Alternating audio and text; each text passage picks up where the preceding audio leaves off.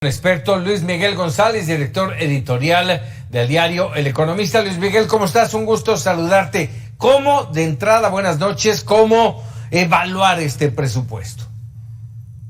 Es el menos prudente de los presupuestos que ha entregado la administración López Obradorista. Yo diría que los primeros años, invariablemente decíamos, el gobierno tendrá muchas excentricidades en algunos temas retóricos, pero en lo que tiene que ver con el gasto o con las finanzas públicas, tiene los pies en la tierra porque no gasta mucho más de lo que ingresa. Yo diría, en este año es como si se hubiera roto el molde.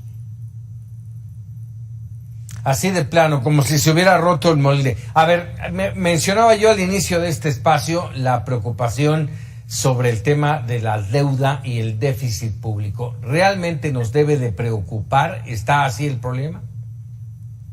A ver, no es, si lo pusiéramos en semáforos, no es, estaría entre amarillo, anaranjado, no es rojo, si lo pudiéramos poner de manera muy esquemática.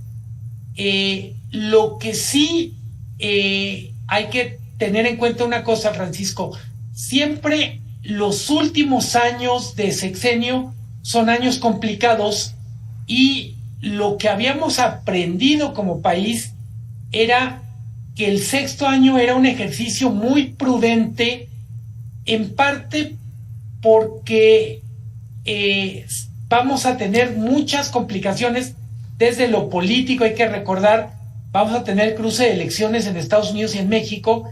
Entonces, siempre era como, hay que hacer un presupuesto que más vale que se pase de prudente a que apueste a tocar madera y jugar con la suerte. No es el caso.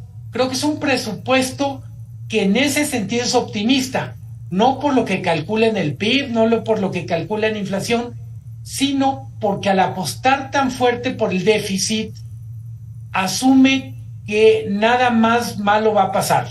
Ese es para mí el riesgo.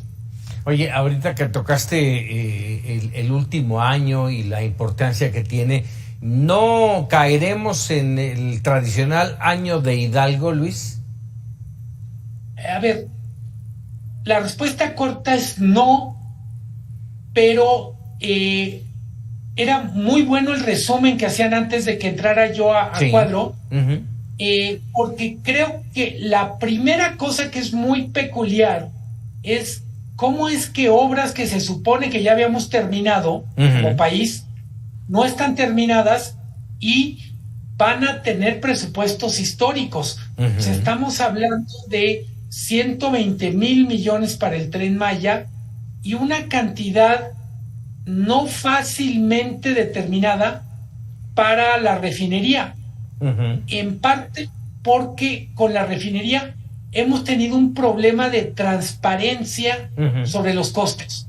El gobierno ha reconocido hasta ahora 17,000 millones de dólares, pero si vemos la historia del presupuesto de la refinería, no me sorprendería que de repente alguien dijera, bueno, mejor dicho, en algún momento dijéramos, oye, no fueron 17, fueron 19, pero a cambio de ese dineral nos damos el gusto de decir, tendremos gasolina hecha en México. Bueno, eso sería maravilloso, pero ahondando a lo que tú estás mencionando, Luis, ¿dónde quedó el ahorro? ¿Dónde quedaron la reducción de gasto? ¿Dónde quedó los anuncios populares, déjame decirlo así, de producción petrolera, justamente? ¿Dónde quedan? Yo diría el gran fracaso, o uno de los grandes fracasos, es el rescate de Pemex. Sí. El gobierno había presentado, arrancando el sexenio, un plan de rescate de Pemex en donde decía para 2024, Pemex va a estar produciendo 2.5 millones de barriles de crudo.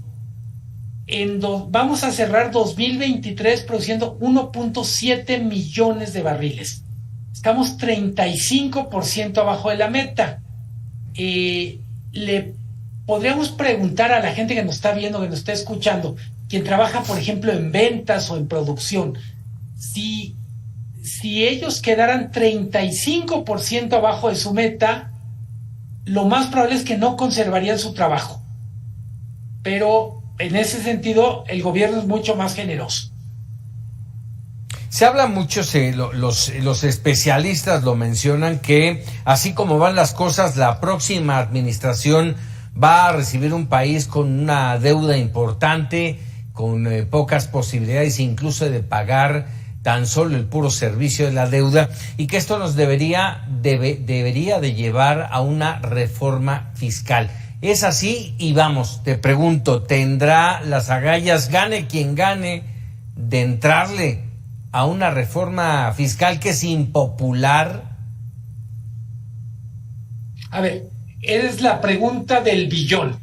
Y para ponerlo, es un tema donde lo que es lógico desde el punto de vista de finanzas públicas es una locura desde el punto de vista de política. Nadie en campaña va a decir: yo te prometo, si gano, que te voy a cobrar más impuestos para nivelar finanzas públicas. Es correcto. Ojo, Francisco, probablemente la mayor presión al gasto no viene de deuda. Los niveles de deuda son razonables, considerando el tamaño de economía que somos. Tenemos presión de gasto, por ejemplo, por el envejecimiento de la población.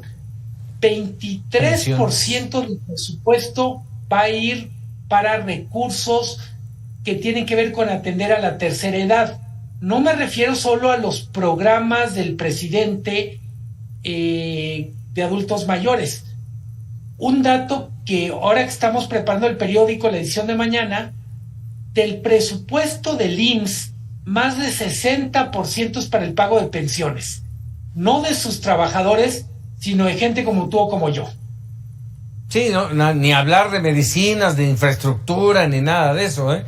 Terrible. Vamos, es un presupuesto que sí nos debe de preocupar. Vendrá todavía el análisis. Vamos a ver los jalones y estirones para ver de dónde quitan para ponerle a las obras prioritarias, a Pemex, a toda esta situación que es de interés. Luis Miguel, te agradezco como siempre que nos regales unos minutos. Es un gusto. Muy buenas noches. Buenas noches, Luis Miguel González, director editorial del diario El Economista.